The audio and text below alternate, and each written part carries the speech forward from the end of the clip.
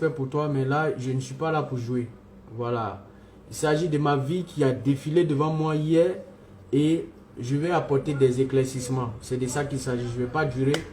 Je vais juste expliquer pour que vous compreniez. Voilà. Donc, pour ceux qui étaient là, hier, c'est aux environs de 23h minuit. Aux environs de 23h minuit que je suis arrivé au studio chez Cédric Cannavaro. Je précise qu'on devait se voir à 16h.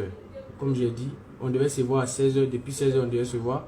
Parce que je suis en train de boucler mon album. Donc, j'avais de l'argent à lui remettre. Il y a le vieux papa David Taïro aussi à qui je devais remettre de l'argent pour pouvoir terminer mes projets, pour les prendre. Parce que je comptais sortir mon album après le mois de Ramadan.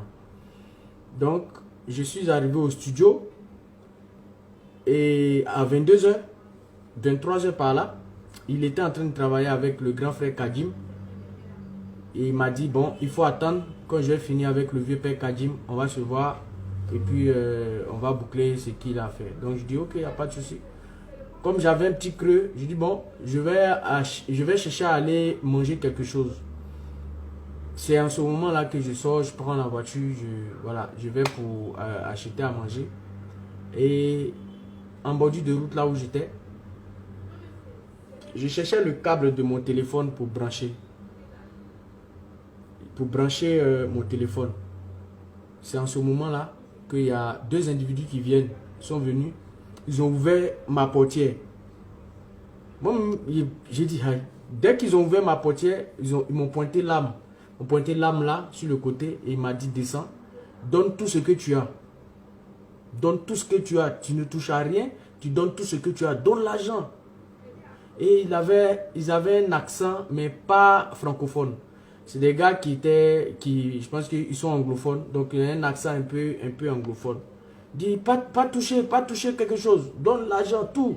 Où est l'argent? Où est l'argent? Donne l'argent. Donc, j'avais mon sac dans lequel j'ai mes pièces et mes trucs. C'est le premier truc qu'il a pris d'abord. Et j'avais l'argent que je devais remettre aux différents arrangeurs. Ça, je l'avais dans le coffre à gants. Donc, il m'a dit, laisse tout. Donc, ils m'ont fait descendre. Je suis descendu de la voiture. J'ai tout laissé. Et ils ont fait ce qu'ils avaient à faire. Mais c'est lorsqu'on m'a fait descendre de la voiture que j'ai compris qu'en réalité, je n'étais pas la seule personne, la seule victime. Ils ont braqué tout un quartier. En fait, ils ont braqué tout le quartier. Et comme ils étaient armés, les gens avaient peur. Les gens avaient peur de les approcher. Pour quelqu'un qui est armé, toi, tu n'as pas d'arme. Tu fais quoi? Ils étaient armés, donc les gens avaient peur de les approcher. C'est comme ça que je vois que tout le quartier est dehors. Les gens sont dehors et ils sont en train de m'assister. Ils regardent la scène, mais tout le monde est impuissant. Voilà, ils regardent la scène, tout le monde est impuissant.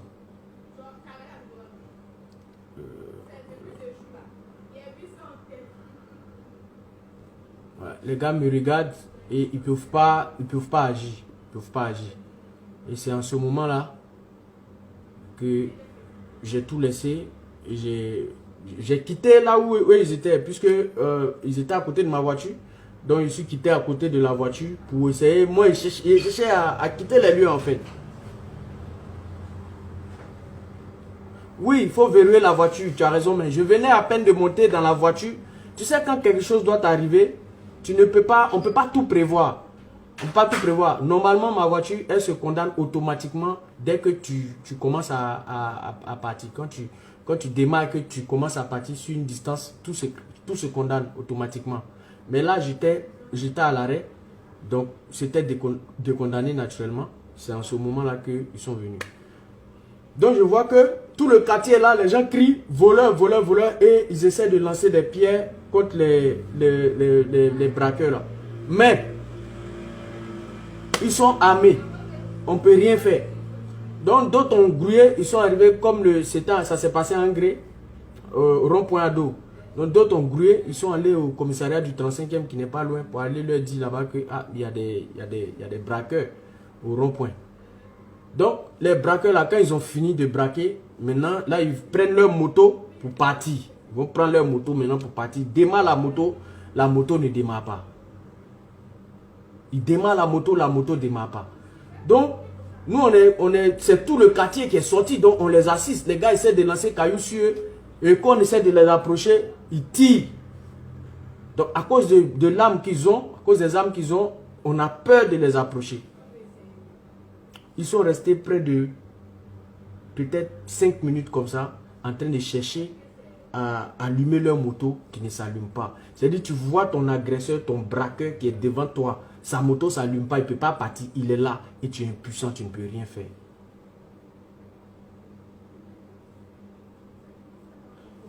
Ton agresseur est devant toi, tu ne peux rien faire. Tu ne peux pas l'attraper, tu ne peux pas l'approcher, tu ne peux rien faire. Je voyais des mamans qui pleuraient, des femmes qu'ils ont agressées, des jeunes qu'ils ont agressés avant moi. Et à cet instant-là, je ne sais pas, hein, je ne sais pas qu'est-ce qui m'est traversé la tête, mais je me suis dit non, c'est trop d'injustice. Et franchement, il fallait faire quelque chose. Il fallait faire quelque chose parce que je trouvais ça un peu... Non, ça me faisait mal. C'est-à-dire que j'étais impuissant et je regardais la scène se passer. Ils ont volé les gens, ils ont pris l'argent des gens, ils ont pris les téléphones des gens, les bijoux des gens. Et ils sont arrêtés devant nous.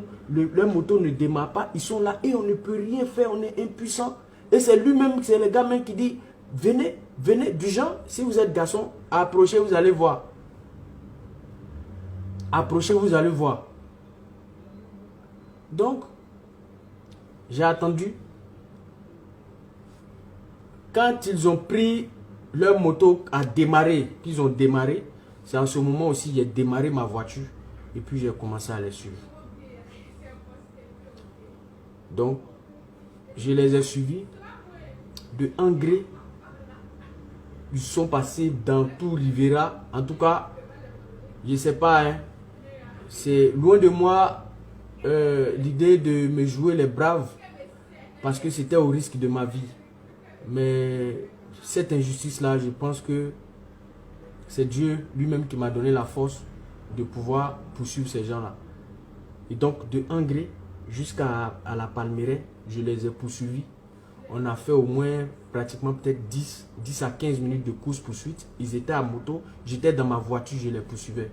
Pendant qu'ils les poursuivaient, ils tiraient à bout portant sur la voiture. Mais la chance que j'ai eue, c'est que ils sont en moto et ils passent dans des endroits où il y a des dos d'âne, il y a des trucs, donc ils ne sont pas vraiment équilibrés.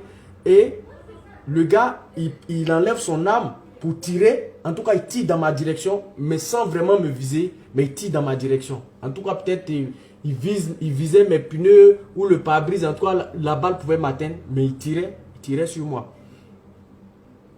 Mais toutefois qu'il tirait, on dirait que c'est là même que on m'avait dit oui, il faut foncer. Je ne sais pas, hein, c'est quand j'ai fini la scène que je me suis rendu compte que vraiment, et je pense que c'est Dieu lui-même qui a voulu m'utiliser comme instrument pour pouvoir arrêter ces braqueurs-là. Donc, j'ai foncé. Jusqu'à on est sorti à la Rivera Palmeraie. Donc, de Angré, ils sont passés dans les quartiers. Et pendant que moi, ils les poursuivaient, j'ai baissé mes vitres et je klaxonnais pour attirer l'attention. En fait, moi, dans mon entendement, c'était pour les dissuader, pour ne pas qu'ils puissent partir.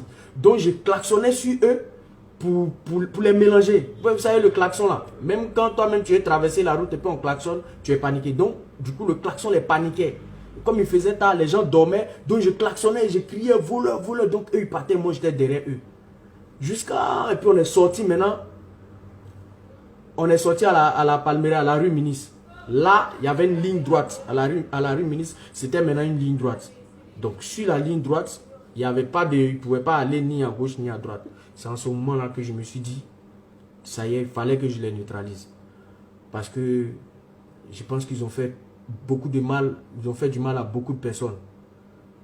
Donc, c'est là que je les ai cognés. Voilà, je les ai fait tomber, j'ai cogné la moto, j'ai pas voulu les tuer, mais j'étais tellement en vitesse que en fait, moi-même j'ai cru qu'ils étaient morts. J'ai cru qu'ils étaient morts et j'étais affolé. Tous ceux qui étaient sur la rue Ministre hier, ils ont vu dans quel état j'étais. Quand je les ai cognés, qu'ils sont tombés, j'ai cru qu'ils étaient morts. Donc j'ai pris la voiture, je suis allé directement au 35e pour aller déclarer là-bas. que voilà ce qui est arrivé. Et au 35e, quand je suis arrivé, ils m'ont dit qu'il y a beaucoup de personnes qui sont déjà passées pour porter plainte pour le même cas là. Et j'ai dit, ah, donc les voleurs là, moi j'ai réussi à les neutraliser, donc ils sont à la rue Ministre. C'est comme ça que quand la police est arrivée, mais bien avant que j'aille au commissariat, quand ils sont tombés, quand je les ai percutés, je suis descendu de la voiture et j'ai appelé les gens, voilà, puisque la rue Ministre est très animée, il y a des bars et tout. Donc j'ai appelé les gens pour dire que ah, c'est l'unique et que c'est... Parce que les gens ont cru que c'était un accident de moto, qu'une voiture venait de cogner une moto. En tout cas, c'est-à-dire, c'est un film. Il faut voir pour croire. Moi-même là, c'est-à-dire, après, toute la nuit d'hier, je n'ai pas dormi parce que ça repassait dans ma tête. Je me demande comment est-ce que j'ai pu avoir ce courage-là pour faire ça. Mais tous ceux qui étaient sur la rue Ministre hier ont vu ce qui s'est passé.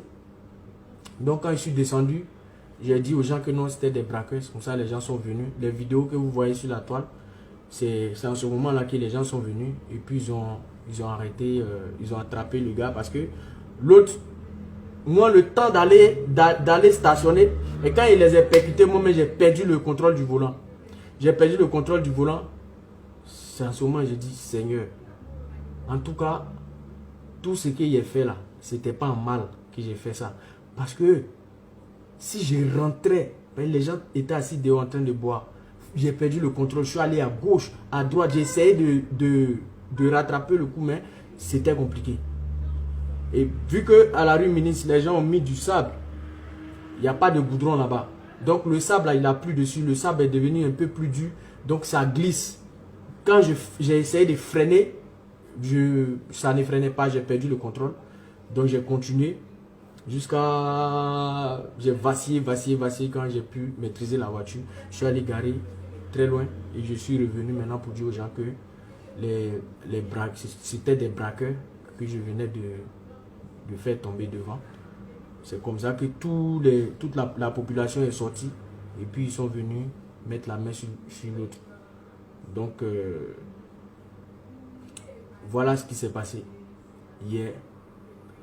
Et je bénis le nom de Dieu parce que honnêtement, moi-même avec beaucoup de recul, je me demande comment et où est-ce que j'ai puisé ce courage-là pour pouvoir poser un tel acte.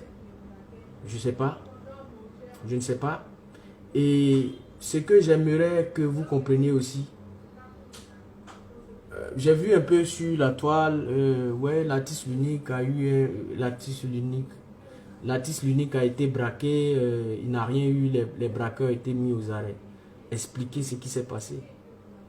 Expliquez ce qui s'est passé. Parce que ce matin, quand j'ai parlé avec mon fils, c'est là que j'ai réalisé que ce que j'ai fait était plus que dangereux. Je touche du bois. Si une balle m'avait atteint aujourd'hui là, je serais couché. Peut-être tout le monde allait venir mettre des photos.